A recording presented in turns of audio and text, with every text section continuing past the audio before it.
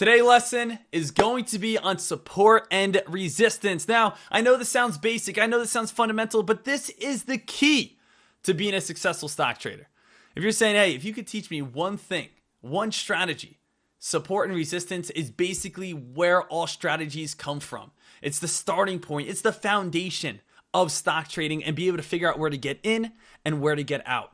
Support and resistance is a term that you guys have probably heard before, but we are going to go so in depth in support and resistance, you are going to take a lot more out of it. But we're going to start simple. We're going to start easy. We're going to make sure that everyone understands exactly what support and resistance is, and we're going to get a lot more technical as this lesson goes on. So, when we see support and resistance, this is it, right? This is support, this is resistance. And when we say the word support, what's the first thing that comes in your mind? When I say the word support, I'm thinking about, something that's holding something up, right? So it's supporting something. Something's holding this up.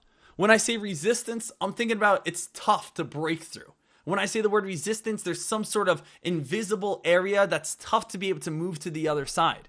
And that's essentially what support and resistance is.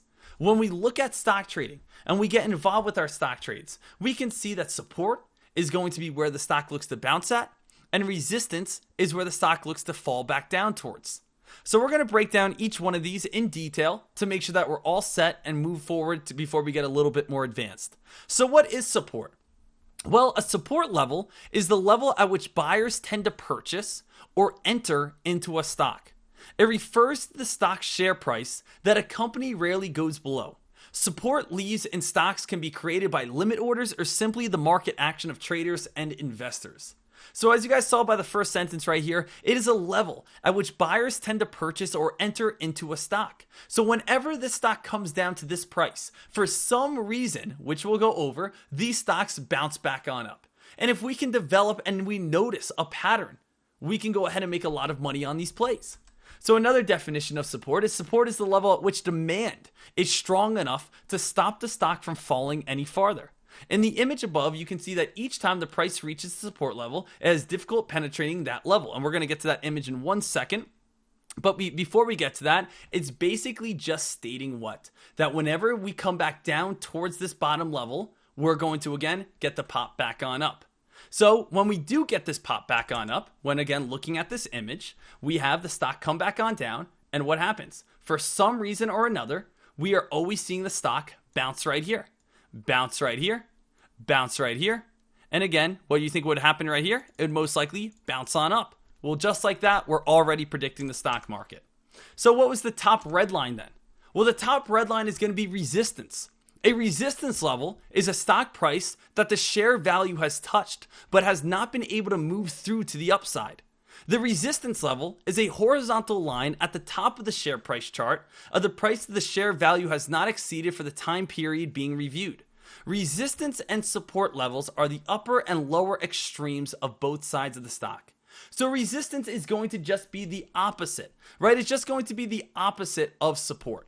When a stock again comes back down to a certain price, we'll be able to see bounce plays. And when it goes up to a certain price, we're going to be able to see it hit a resistance line.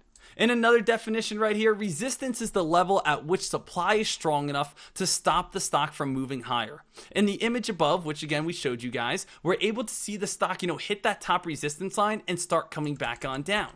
So again, we have our support lines right at the bottom, and as you guys can see, we have our resistance lines right at the top. Now we could say, for instance, this, price right here could be the price of, $1, and this is going to be the price of $2. And in the most easiest, simple sense, whenever the stock goes up towards $1, guess what happens? We hit this $2 mark and we start falling back on down. And as we come back down towards this, again, $1 mark, we could look for a dip buy as the stock starts moving its way on up. We could sell at this area and start coming back on down. So we're starting to understand, again, little areas between support and resistance. Now, let's start looking into this a little bit more in depth here. So, support and resistance, simple enough, is we have more buyers than we have sellers at this certain price. In this example, it is the price of 130. As you can see at the red area at A, C, and E at 135, we have much more resistance. So here's a little bit of a better picture that can show us a little bit more of what a stock looks like. Where the stock may be climbing, we hit this top 135 mark. 135 holds up and the stock starts falling. When we come back down to 130, it bounces and moves up to 135. Right away, we know what? 135 is going to be a resistance. If we're in on this play, we may want to sell. Then the stock comes back down towards around 130. Now, if we know that 130 support, we may want to buy this stock, right? And the stock moves back up towards around 135. And maybe we're a possible shorter and we want to short this stock. Well, then it comes back down to 130. But notice what happens when we finally, again, break this resistance line. We start seeing a breakout to the upside, which we're going to be talking about what we like to do when we start seeing that happen. But everything we've gone over so far is just knowing support is going to be an imaginary or some sort of line, right, at the bottom of a certain price where traders keep buying at this price to keep this play up. Now remember, stocks move up because what reason? Because you are buying it. Why do stocks move down? Because you, the people, are selling it. If there's 100 people in the market and every single person in the market, every single 100 people that we just talked about knows that 130 is going to be main support, what do you think is going to happen? 90 of them, 95 of them, 100 people of them are going to do what? Buy at 130. And if everyone knows that 135 is going to be resistance, guess what everyone's going to do? Sell at 135. So with stock trading, it's just about understanding the majority of the people in the market and saying, where does everyone else see support and resistance? And if we can form these little support and resistance channels, stock trading can become very predictable to us, and we can make a lot of money just going off of support and resistance alone. Now, support and resistance doesn't always just move horizontal like this. Support and resistance also is going to be moving in uptrends, and that's okay. If we have some sort of uptrend on this play, where we have the stock again, climbing higher and higher and higher and higher, we still have the same sort of channel we had right here, but instead of kind of being like this, we are again, just as you can see, building up inside of a channel where we have what? Our top resistance going across the top right here and our bottom support going up on the bottom area right here. So the same exact things apply, only this is a little bit more like a trend line where we could still look to sell right here and we could buy right here and we could sell and short right here and buy and cover right here and so on and so forth. So I want to make sure you guys know that just because a stock is moving up doesn't mean that it doesn't have support and resistance. You can still have support and resistance if it's moving sideways or moving up or moving down. Now, here's another example of our support and resistance. Now, we are probably understanding at this point what support and resistance is. Now, stick with me as we get a little bit more complicated, that once we break resistance, this old resistance line now holds up as support. So, for instance, let's say that this is the price of $1. This is the price of $2. This is the price of $3. And this is going to be the price of $3.50. Now, this stock opened on up at the price of 75 cents. So as the stock opened on up, we had a great morning spike. It came out with news. Everyone wanted to get involved with this play. Everybody went flying into this stock. It started spiking all the way up to that $2 mark. Now, we finally hit our high of the day. Here's our high of the day area, the highest point of the day where the stock was at. The stock starts falling. This high of the day area, right at $2, is now our resistance line. The first strong main pullback is going to be the resistance on every single play. Now the stock falls back down to $1 natural support, which we'll be going over, bounces back up to $2, $1, bounces back up to $2. But eventually, if you think about it, a stock is not going to sit between $1 and $2 forever. Eventually, something's going to happen. Either buyers are going to win, right? Or we are going to see sellers, and they're going to win. So when we take a look at this play, this stock is going to do what eventually? Either a crack of the support or break of resistance. Now, this stock had great news. This stock had a lot of attention. This stock had a lot of volume. So guess what happened? It broke $2 and ran up to $3. Now, after we break the high of the day, the next strong pullback, the next high of the day, is going to be the next main resistance line. Now you might say to yourself, well, Dek, does that mean the support line is all the way back down to $1? No. The new support line is now the old resistance line. So resistance now turns into support. So whatever this was, this old resistance line, this is now when the stock comes back on down, it now holds up at this area. So instead of now, again, selling at $3 or selling at $2, we're now buying at $2, selling at $3, buying at $2, selling at $3. And guess what happens? It has good volume, it has good momentum, it has good hype, and we break through $3. So after we break through $3, guess what? We run up to $3.50. Here's the new high of the day, and so on and so forth. Now, if you guys can imagine, what do you think would happen if we crack through support? If we crack through support, this was resistance, but now we cracked again. We held up as support one time, and now again falling back underneath support. What do you think this turns back into when we move up to it? Now, this is going to turn back into resistance as the stock probably fades on off, and we'd probably again get some sort of channel right here as the stock is again having top resistance and bottom support. So that is something I definitely want to make sure every single trader understands, that once you establish your support line, once you establish your resistance line, you do bounce back and forth by breaking resistance. Resistance is now support. You crack underneath support. Support is now holding up as resistance. So it does change back and forth. So once support and resistance go hand in hand. Once resistance breaks, this line now turns into support. Once support cracks, it now turns into resistance. So I see a lot of traders. Get involved with plays that they say, hey, you know what, Dek? This stock is starting to spike on up. It's bouncing, spike on up, it's bouncing, it spikes on up, and now starts cracking. And people are again saying, hey, this stock is going to have, a very nice support line right here. Okay, I'm going to get in somewhere around this area. Well, now that's resistance. So you don't want to be in on this play, buying it right underneath where you thought support was, because now that's going to be holding up as a resistance line. You don't want to be getting in once support cracks, because now that's going to be holding up as strong resistance. Make sure you guys take that in. So once resistance breaks, this line turns into support. Once support cracks, it turns into resistance. So just a few other examples right here for you guys to really comprehend it and understand it. We have our bottom channel. We know we got rejected right here at resistance. We got rejected right here at resistance. We got rejected right here at resistance. Now we broke through this line. Here's the breakout. Bah! Now it holds up as support as this line. So this is great areas to be able to also figure out bounce plays. Hey, where is this stock? The stock just went on this big breakout right here. Where's the stock going to bounce at? Well, where did we get held up before? We got held up right here. That's where, again, the stock most likely is going to be able to come back towards and be able to get some sort of bounce play. So this is what we look at on either natural support, detailed support, or this could also be past chart history pattern. And we're going to be breaking down each and every one of you. So we have resistance, support and resistance, and as you can see, same thing, so on. And it doesn't just have to be going up. As I said earlier, if support cracks, guess what? This could be this nice $2 mark. If it bounces at $2, if we bounce at $2, guess what's now happening? Now it's holding up at $2. Now it's getting held up at $2 before the stock starts fading on off. So it's important to always be studying support and resistance, because this is how we are going to be able to figure out where to get in and get out.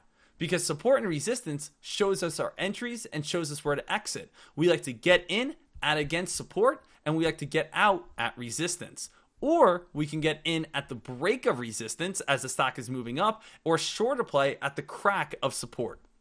Let's get a little bit more advanced now.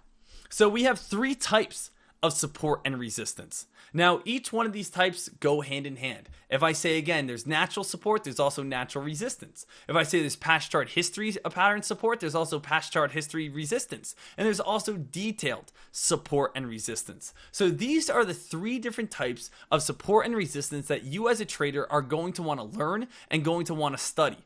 So first one we're going to go with, guys, is going to be natural. Natural is going to be every 25 cents in the market.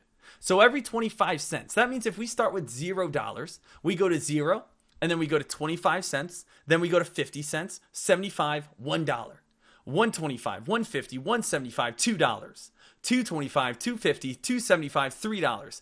Every single time, you ever see a stock do this? Go up, down, up, down, up, down, up, down. Why does that usually happen?